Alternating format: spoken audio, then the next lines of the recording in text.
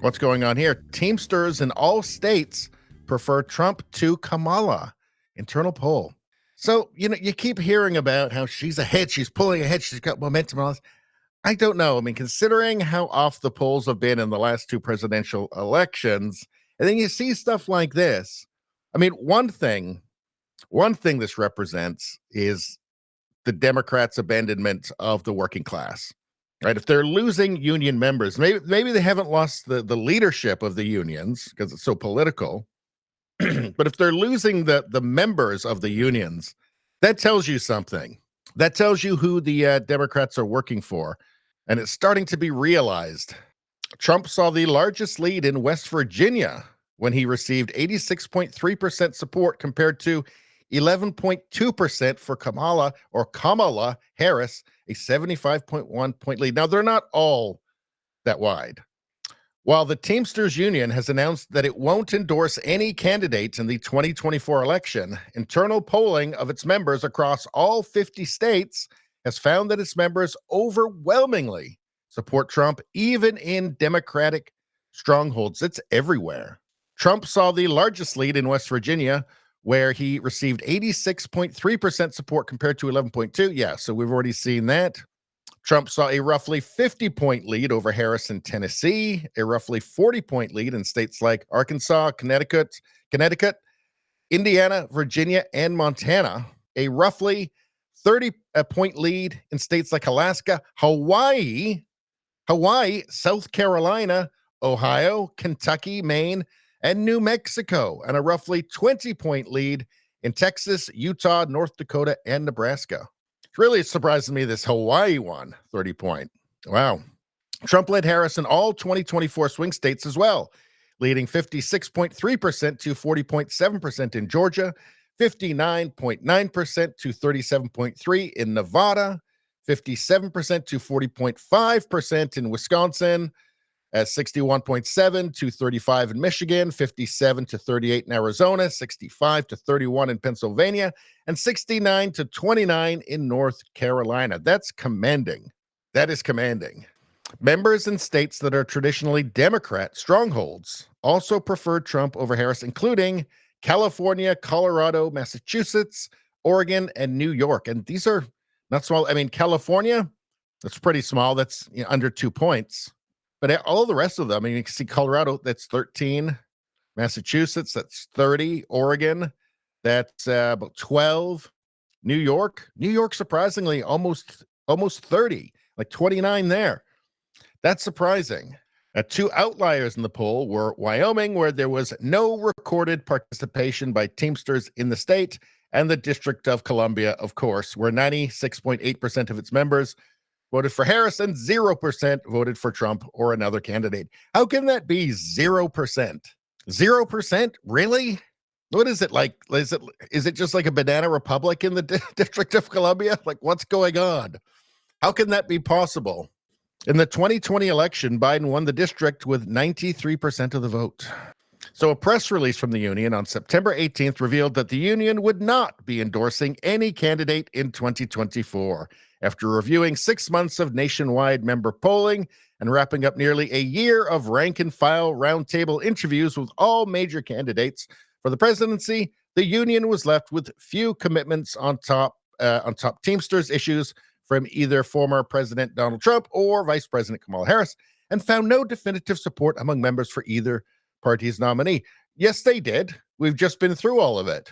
Even in New York, I mean, by what was that, 29 points? California was close, but that seems like the closest one. The rest, it's all pretty definitive. The Teamsters like Trump. The actual Teamsters, the guys who pay the dues to pay the salaries of the leadership, they like Trump. But again, nobody ever accused unions of not being corrupt. Union leaders of not being corrupt, right? Spambot fodder. How you doing, Spambot? Teamster leaders prefer Kamala. The members prefer Trump. Yes, exactly. 100% true. All right. So, but again, we get to the, guess we're thinking about the polls, right? And we know the polls have been biased in the last two presidential elections. That's not just my opinion. I mean, you can just look at the numbers. Let's go National polling error. The national polls in the final weeks were off by an average of 4.5 percentage points, indicating a bias towards Joe Biden. So the national polling error in 2020 was 4.5 percentage points, indicating a bias towards Joe Biden.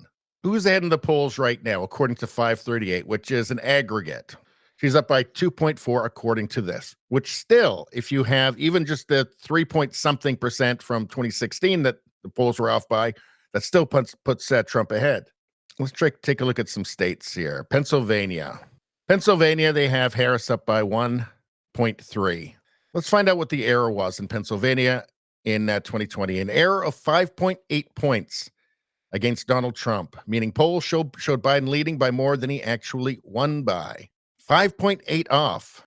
If the polls now are off by 5.8, that's an easy win for Donald Trump in Pennsylvania. Now, I'm not saying that the polls are off. I'm just saying that historically they have been. Let's take a look at Wisconsin. Wisconsin, they've got Harris up by 1.9. Let's see.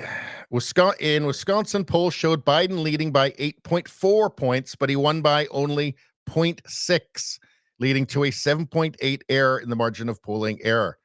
Again, if the polls are off by that much again, easy win for Trump. What else have we got here? Let's take a look at Georgia. Georgia, 1.3 for Trump at this point. 1.3 for Trump, 1.3 for Trump. What was it? Georgia, an error of 3.7 points. If it was off by the same amount, that's a really healthy win for Trump. Let's go through this. Ohio, an error of 13 points in 2020. One of the largest errors, with polls overestimating Biden's support significantly. Florida, an error of 10.4 points. Texas, an error of 4.6 points. And I don't feel like any of this was, I think it's intentional bias, intentional weighting, I think, by the way. So who was accurate? I asked Grok, how accurate was Rasmussen polling for the 2016 and 2020 election? It says Rasmussen reports accuracy in the 2016 and 2020 elections. 2016 election. Rasmussen's final polls showed Hillary Clinton leading Donald Trump by 2 percentage points, 45 to 43.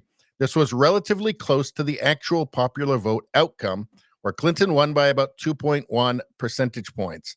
So that was the popular vote. While not pinpoint accurate, was pretty close. 2 versus 2.1. Rasmussen's prediction was one of the closest among major pollsters for the popular vote, though it did not predict Trump's victory in the Electoral College. 2020, Rasmussen's final polls indicated a lead for Joe Biden over Donald Trump, varying but often cited as around 5.25 percentage points. In some analyses, close to Election Day, this was closer to the actual popular vote margin than many other polls, which showed Biden leaning by much larger margins. The actual popular vote margin was about 4.5 percentage points in Biden's favor. So that's less than 1 point difference. And it was actually in favor of Biden, though, the error there, Rasmussen. So what are they? I've been following them recently quite a bit because they historically have been pretty darn accurate. What are they saying? The latest Rasmussen Reports National Telephone and Online Survey finds that 49% of likely U.S. voters would vote for Trump, while 47% would vote for Harris. And when you see stuff like this, Teamsters in all states prefer Trump to Kamala, that's kind of a big deal. And when you see the margins of like 30% and as high as 75%, it's kind of a big deal. It makes you start to question what's happening with most of the polls. 538 is an aggregate, but they actually took Rasmussen out of their polling, maybe because they were too accurate. And it made it look bad. Maybe it made the rest of them look like they were all, I don't know, corrupt in some way or biased in some way. I don't know. But you start to think, you see stuff like this and it makes me want to take a deeper look into what's happening and then take a deeper look at what the errors were in the other elections and what the errors were specifically, because what's really important is the swing states, what really happened there. And it looks to me like It's very likely that Trump is actually leading right now, regardless of what CNN or NBC or ABC News says. This doesn't say anything about, oh, yeah, we just found 1 million votes in the middle of the night, and they just happen to all be for Kamala Harris. Isn't that great? Wow, that was lucky. Always knew we'd pull through somehow. It doesn't say anything about that. Anyway, that's all I'm going to say about that. Please like, share, and subscribe. Subscribing really helps me out. I thank you for that. I will see you next time.